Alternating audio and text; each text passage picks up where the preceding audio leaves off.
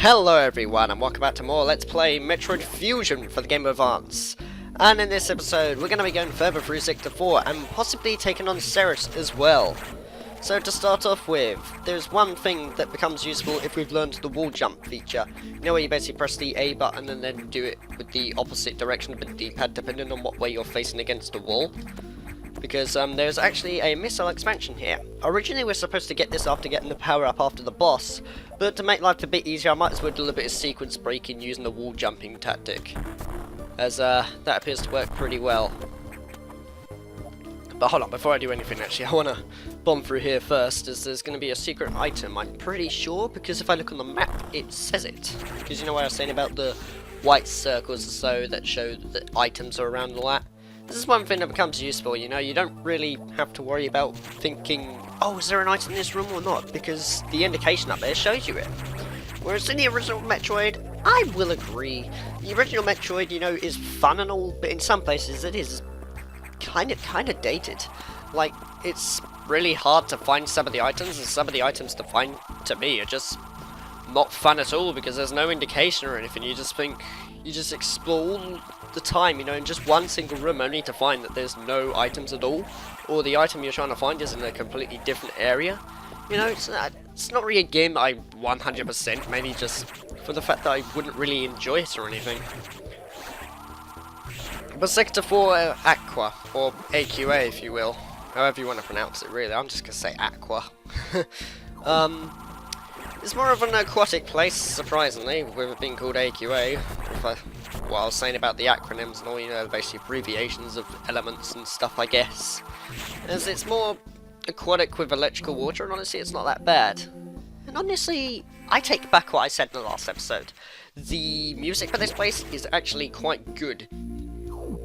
It's not really, you know, something I bop my head to or anything, but it's pretty cool actually, pretty well composed and all.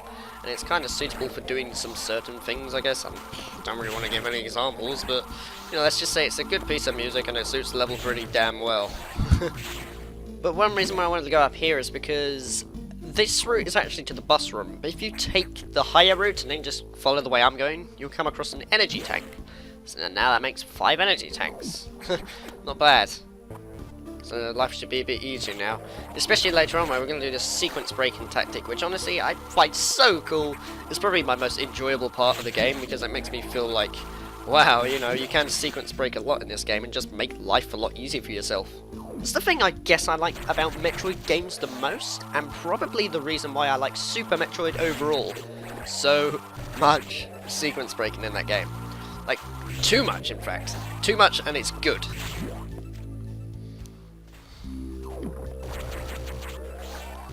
This bit. Originally, well, not really, sorry. They expect you to blow up that thing up there, but if you just do a well-timed jump and place a bomb in the air, you can make it a bit easier for yourself and just go through that particular section over there. The one thing that always stumps me on this, even though, you know, there are indications to, like, showing you where items are and everything, you can find things yourself. Like in this bit here, they don't really indicate, but there's actually a secret through here where you can roll through it, and inside is a missile expansion. So that's pretty nifty, I guess. Plus with the screw attack it makes it a lot easier trying to jump through there. Just laying bombs and that takes so much time, but just blowing them all up with like a small charge beam is worth it.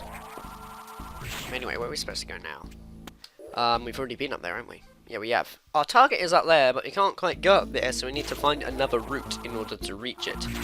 And honestly, this one stumped me for a while the first time, but after a bit of practice, I guess you get used to it.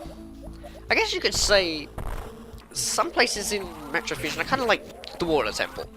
You know, it's annoying at first, but after a while, you get used to it, you know, it just becomes second nature to you. Because personally, I don't really find the Water Temple that bad, if you ask me. I mean, sure, it was difficult to start with, but after playing Ocarina of Time, God knows how many times. How fitting, with it being called Ocarina of Time. I eventually just, you know, got the hang of it, and it became second nature to me, I guess. So, we're coming up to it in a minute. The boss, sorry. I didn't specify what it was then. So like on this bit, there's like a secret in the save room, just like in Sector 1, where there's a little crack. So you have to go through it like this. And now we're going to come up to the boss in a minute, which is Serris, actually. Oh god, this doesn't look good. This looks like the original form of Serris. Something must have terminated it. Or possessed it, even. I wonder what it could be. Definitely wasn't the X-Parasites, no. Did I get super missiles? No, I didn't. Not yet. Sorry, I'm kind of confused because, you know, in the last episode where I was saying I was practicing my save data file? Oh, well, that was quick. I kind of lost track of, you know, where I was and all, because from practicing it the other day and all, I got pretty far. A little too far, in fact, but that's good, as that means I can just easily record things now. But this is Serris, or Serris X, because it's been possessed by an X-Parasite. It's basically this water serpent-like thing that goes around the water, and your objective is to hit it with your charge beam. Your missiles may work, I guess, but honestly all I can suggest is the charge beam. Just stay in the center, try to hit him, and then, you know, if you get hit, obviously try to go back to the center and just try to avoid his attacks.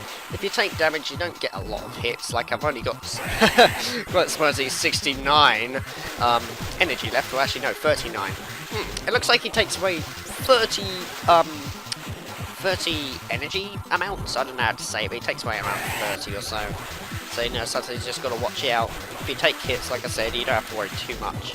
But this is one reason why I'm never really going to beat the game 1%. Trying to beat this thing without taking damage, that's a bloody challenge that I'm not willing to take.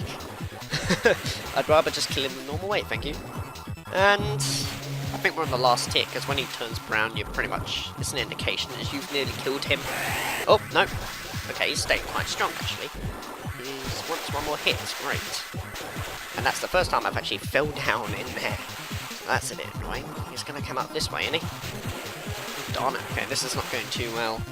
Just like in my practice. Oh wait, how many hits does this thing want? It should be dead by now, surely. The charge beam is the strongest. If it can take out the boss door easily, why can't it take out Serris easily? I don't know.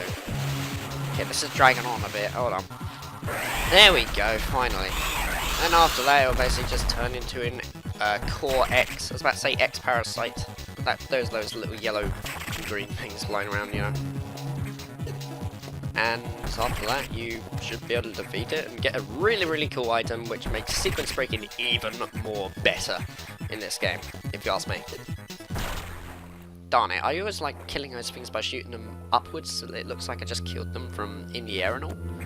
Because usually if you just take a hit and you shoot them, I don't find it nearly as satisfying. But the power up we get is Speed Booster. Run until Speed Boost begins. Nice.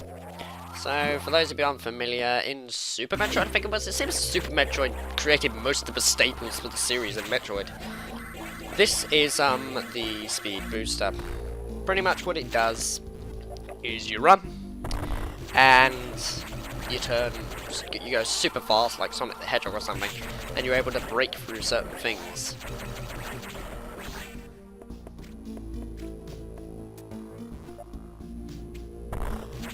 Sorry about that, I had a bit of a quick interruption right there. But the Speed Booster is basically an upgrade that allows you to run super fast like Sonic the Hedgehog or something. And like in Super Metroid, you are not given to use the run button, because in Super Metroid you have to hold down B while doing it.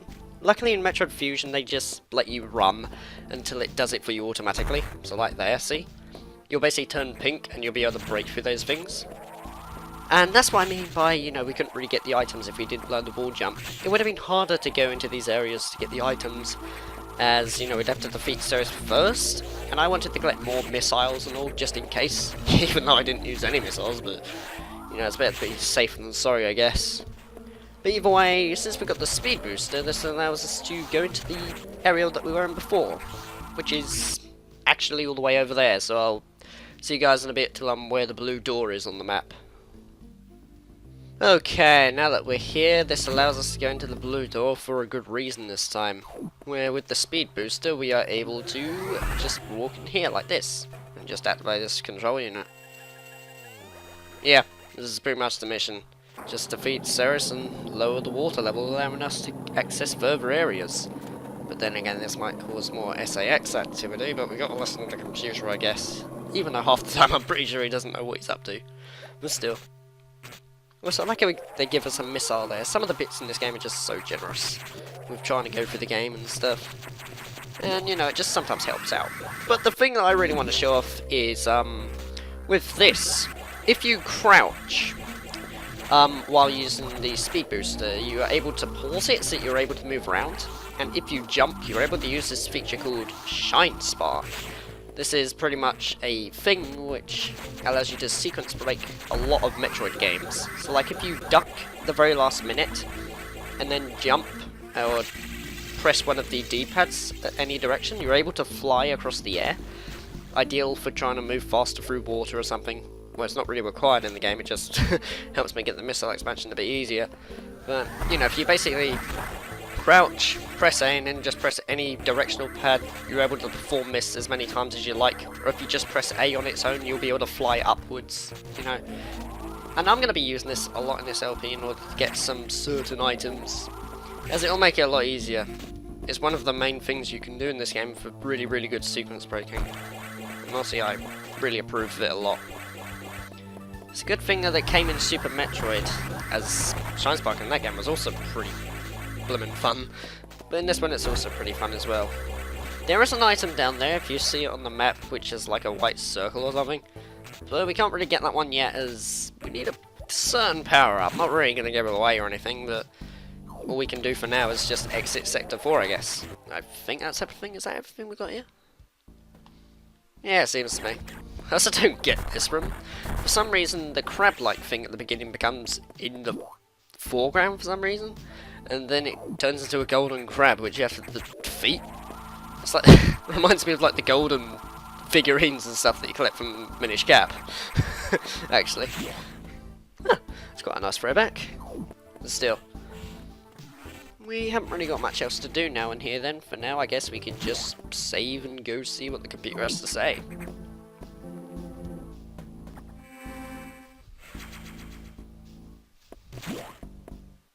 Yeah.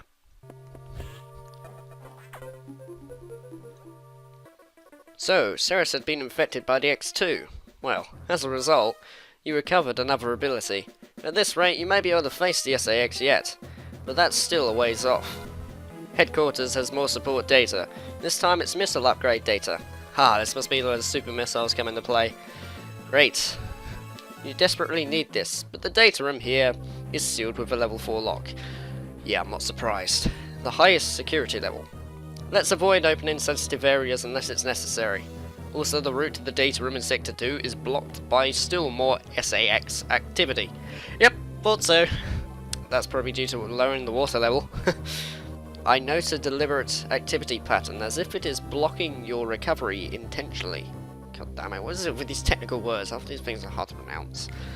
Samus, it looks like your best option for this download is in Sector 3, PYR.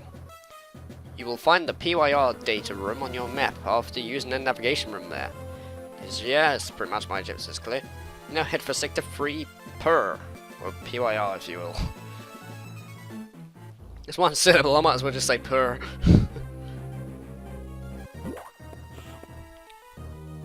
So I guess we'll be doing that then. So, is she gonna go over a story or something? Oh cool, no reading, that's good. I thought I'd read it just to be cautious, because if you remember last time I ended the episode, but then I had to read this giant piece of dialogue, which kind of ruined it, but oh well. Anyway, in the next episode of Metroid Fusion, we'll basically be going on to Sector 3 per, and seeing what there is to do. Caused by more SAX activity. Deep joy. So take care guys, and I will see you in the next episode of Metroid Fusion for the Game of Advance. Yeah.